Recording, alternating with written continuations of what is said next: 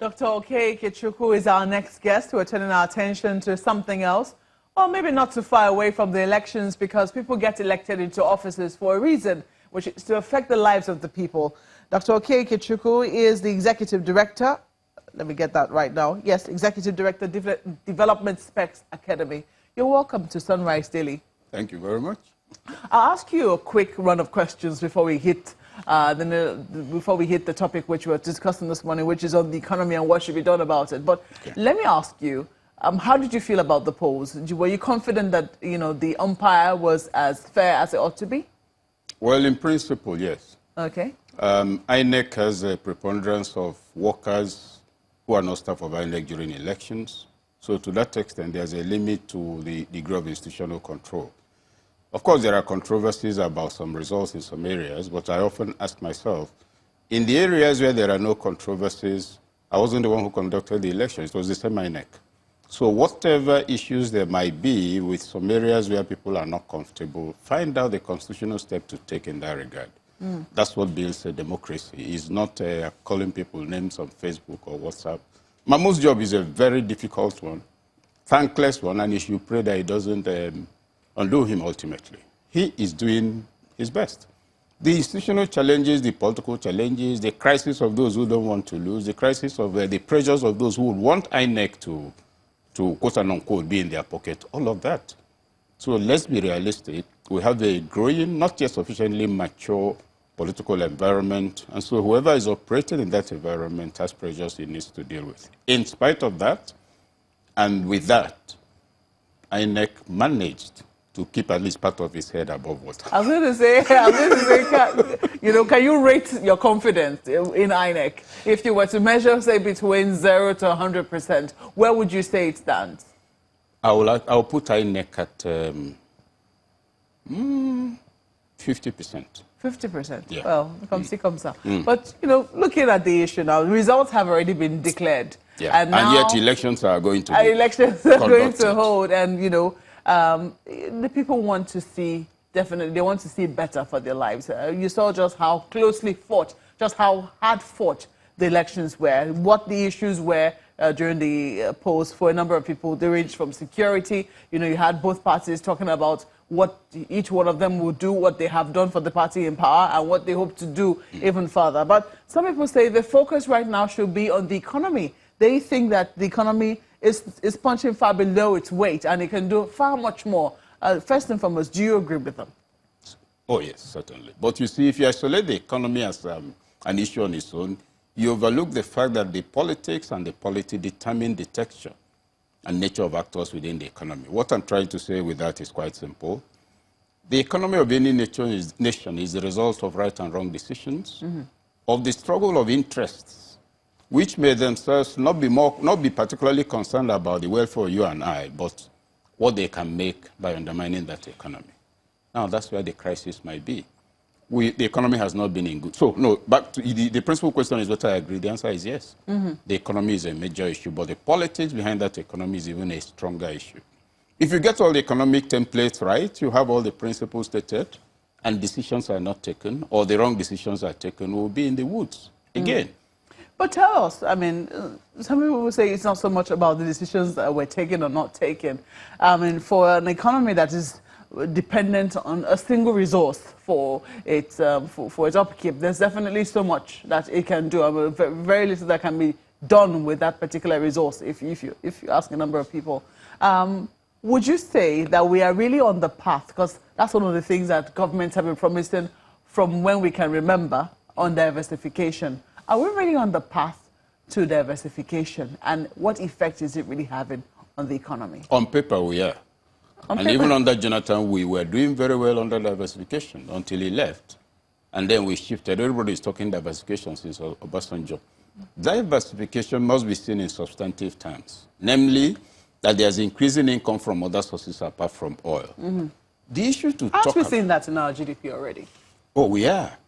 We are. But when you look at the areas bringing that in, you express concern about its impact on the overall life of the people, job creation and the rest of it. But there are more serious issues than even the matter of that.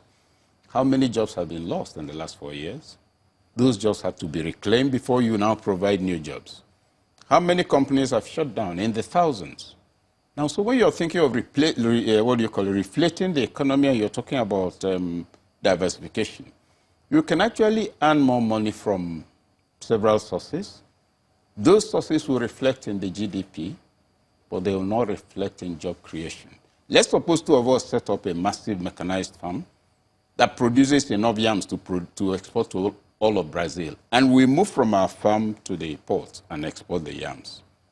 The price of yams here will remain up. The point I'm making being that you have an economy that's really no longer what it was. You have an inflation rate that's not sustainable. You have unemployment figures that are not sustainable. And so in talking about revamping the economy, I think the focus should be on what is it that led to the loss of jobs? Why did so many legitimate businesses shut down? Why is it that most businesses now run at 50% of what they used to be in terms of their value? Mm-hmm. Why do you have decreased industrial capacity? Why has it declined further? Well, can you give us some of those answers? What's your own reading? Why you think that has happened? Okay, at the level of businesses, let's begin with retail trade.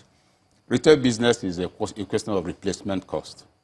If I buy this table, I buy 20 at 1 million naira. I sell them, I make probably 1.7 million. So I have money to buy and I have profit. But I buy them at 1 million naira, and the value of the naira drops. For me to now buy the same number of tables, I will spend 3 times the amount. And since I don't have it, instead of 20 tables, I buy 4. My business has lost value by 60%. Now that cut across every aspect of the nation. And that impacted the cost of building, the cost of shoes you and I wear, every other thing. So you see that earned income declined conspicuously and unavoidable. There's nothing you can do about it. The total value of your business also declined. That's one at that level.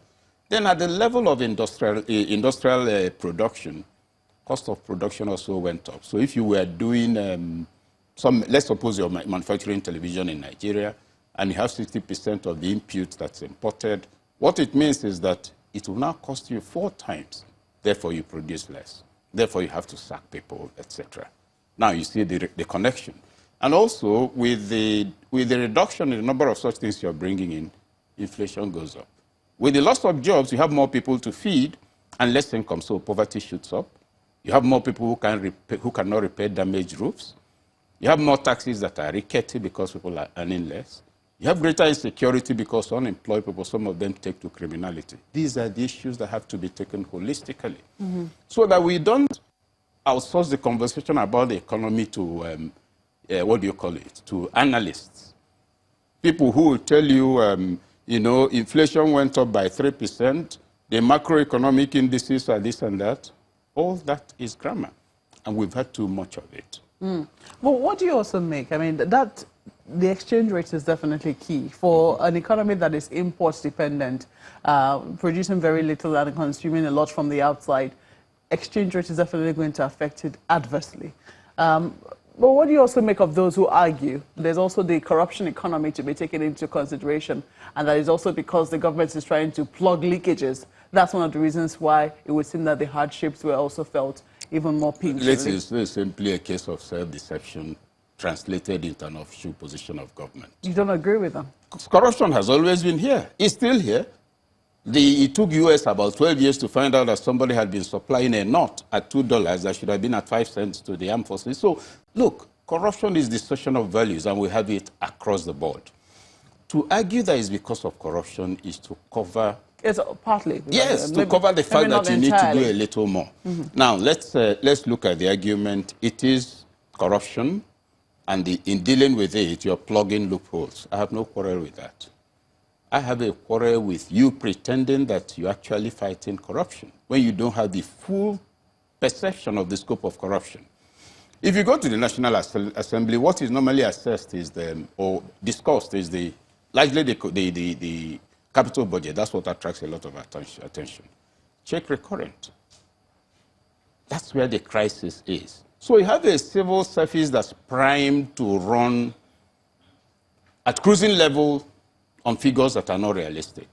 That's one. You have an environment that encourages corruption. And I keep using the example is becoming boring. They make you a minister today. 3 months, you're still driving the same car. I come and ask you for 5 million. You say, you know, as a minister, I earned 2.4 million, and I couldn't have saved 5 million in 4 years, in 3 months. You don't build a new house. Your friends will start calling, why are we unlucky? I mean, how come when you came to our town, the tap dried up? You're going to get elevated in the church. You're going to get a chieftaincy title. There'll be no protest. Everybody is envying you, not because they think you've earned more money, but you've had an opportunity to steal. So already the human infrastructure nurtures the expectation of deviation from the fight against corruption. But taking it back to the one of the government's fight against corruption is the right thing to do.